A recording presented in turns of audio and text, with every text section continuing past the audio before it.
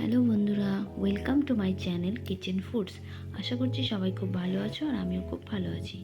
এখন শীতকাল, সবারই খিচুড়ি খেতে ভালো লাগে, প্রায় সবারই। তো আমিও আজকে মনে করলাম খিচুড়ি বানিয়ে নিই। তো ছেলেকে নিয়ে রান্নাঘরে চলে আসলাম খিচুড়ি বানাতে। তো খিচুড়ির জন্য আমি এখানে নিয়ে নিয়েছি সবজি আর চাল, ডাল আর বাদাম। তো আমি যেভাবে খিচুড়ি বানাই আমি সেটাই শেয়ার করছি। ভালো লাগলে অবশ্যই লাইক কমেন্ট শেয়ার করে দিও আর চ্যানেলটিকে সাবস্ক্রাইব করবে, আমার পাশে থেকো। তো খিচুড়িটা বানানো আমি শুরু করি। কড়াই বসিয়ে আমি গ্যাসটা চালিয়ে নিলাম। এবার কড়া গরম হলে আমি কড়াইতে তেল দিয়ে বাদাম ভেজে নেব আগে। তার আগে আমি ওই পাশে জলও গরম করতে বসিয়ে দিয়েছি। আর এখানে কিছু মশলা আছে, জিরে, ধনে, লবণ, হলুদ, চিনি, পাঁচফোড়ন, আদা, তেজপাতা, শুকনো লঙ্কা। তো এই যে জল গরমটা আমি বসিয়েছি, এখন কড়াইতে তেল দিয়ে দিলাম, দিয়ে আমি বাদামগুলো ভেজে নেব। দেখো কড়াইতে তেল দেওয়ার পর তেল গরম হয়ে আসছে। এবার আমি বাদাম দিয়ে বাদামগুলো ভেজে নিচ্ছি। বাদামটা হালকা করে ভেজে নিলেই হবে, বেশি ভাজলে বাদাম পুড়ে যাবে। তাই লাল হওয়ার সাথে সাথেই আমি বাদামটা ভেজে তুলে নেব।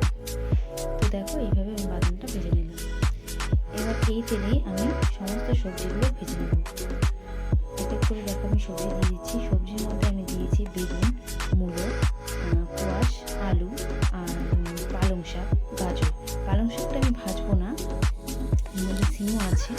পালং শাকটা আমি কাঁচা অবস্থায় দিয়ে দেবো।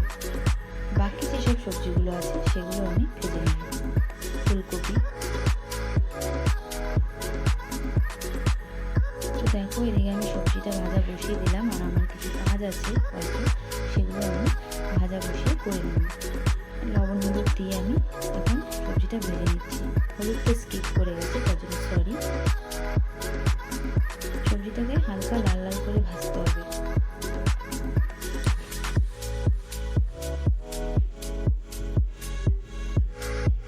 দেখো সবজি ভাজতে নিয়ে আমি কাজ করবো কি, আমার ছেলে যেহেতু আমার সাথে আছে রান্নাঘরে, ও রান্না করতে শুরু করে দিল। তো দেখো সবজিটা আমার ভাজা হয়ে গেছে, আর পালং শাকটা কিন্তু আমি ভাজিনি, পালং শাকটা কাঁচাই আছে। এটা আমি শেষে খিচুড়ির মধ্যে দিয়ে দেবো। তাদের ঘরে যা সবজি থাকবে তা দিয়েই খিচুড়ি ভালো লাগে। আমার সমস্ত রকম সবজি দিয়েই খিচুড়ি ভালো লাগে। আপনাদের কেমন ভালো লাগে আপনারা অবশ্যই কমেন্ট করে জানাবেন। তো দেখো সবজি তুলে নিয়ে আমি ওই তেলেই তেজপাতা, শুকনো লঙ্কা আর পাঁচফোড়ন ফোড়নে দিয়ে দিলাম। ফোড়নটা থেকে বেশ সুন্দর একটা গন্ধ বেরিয়ে আসলে তখন আমি এর মধ্যে দিয়ে দেবো ধুয়ে রাখা চাল আর ডাল। এখানে গোবিন্দভোগ চাল আছে আর ডাল আছে, মুগ ডাল। তো চাল ডাল দিয়ে আমি এটাকে এবার একটু ভেজে নেব। এটা হচ্ছে একবারেই সম্বারা দিয়ে খিচুড়ি বসানো, আর এক রকম পদ্ধতি সব কিছু সেদ্ধ করে নিয়ে তারপর শেষে সম্বারা দেওয়া। তো আমার এইভাবে বেশি ভালো লাগে, তাই আমি এইভাবে করছি। তো চাল আর ডাল দিয়ে তারপর লবণ, হলুদ, জিরে, ধনে গুঁড়োটা আমি দিয়ে দিলাম। এবার এই সমস্ত কিছু দিয়ে আমি একটু ভেজে নেব। লবণ, হলুদ, জিরে, ধনে গুঁড়ো দেওয়ার পর একটু কিছুক্ষণ ভেজে নিয়ে দিয়ে দিচ্ছি আদা কুচি আর লঙ্কা। আদাটা আমি গ্রেট করে নিয়েছিলাম গ্রেটারে, আর কাঁচা লঙ্কা ছেঁড়া। এবার সামান্য পরিমাণে একটু জল দিয়ে মশলাটা যাতে পুড়ে না যায় তার জন্য একটু জল দিয়ে আমি ভেজে নেব সমস্ত মশলা যখন ভাজা হয়ে যাবে, আদার একটা কাঁচা গন্ধ চলে যাবে, তখন আমি এই সমস্ত ভাজা চাল, ডাল আর মশলা দিয়ে ভাজা হয়ে গেলে আমি জলের মধ্যে দিয়ে দেবো। জলটাও ততক্ষণে আমার বেশ গরম হয়ে গেছে। এখন এই গরম জলের মধ্যে আমি এই চাল ডাল ভাজাটা দিয়ে দেবো।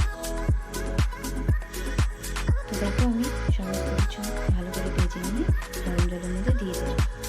এইবার জলের উপরেই আমি এই ভাজা সবজি, বাদাম আর কাঁচা পালং শাকটা দিয়ে দেবো, দিয়ে আমি এটাকে ফুটতে দেবো। তো দেখো কিছুক্ষণ পর খিচুড়িটা ফুটে আসছে। এবার আমি একটু গ্যাসের ফ্লেমটা কম করে হালকা হাতে নাড়তে থাকবো, যাতে খিচুড়ির নিচে ধরে না যায়। আমাদের বাড়িতে খিচুড়ি একটু পাতলা খেতে পছন্দ করে। আপনাদের বাড়িতে যদি আপনারা ঘন পাতলা এরকম না ভালোবাসেন তাহলে অবশ্যই জলটা কম দিলেই হবে। যেহেতু আমাদের পাতলা খিচুড়ি ভালোবাসে তাই আমি জলটা বেশি দিয়েছিলাম। খিচুড়ি ফুটে এসে কিছুটা কমে আসলে তখন আমি দিয়ে দিলাম চিনি। হালকা চিনি দিলে পরে টেস্টের ব্যালেন্স হয়, তাই চিনি দিয়ে আমি আর দিয়ে দিলাম ঘি। তো তৈরি হয়ে গেল আমার খিচুড়ি। ভালো লাগলে অবশ্যই লাইক কমেন্ট করে দিও। আজকের মতন এইটুকু, টাটা।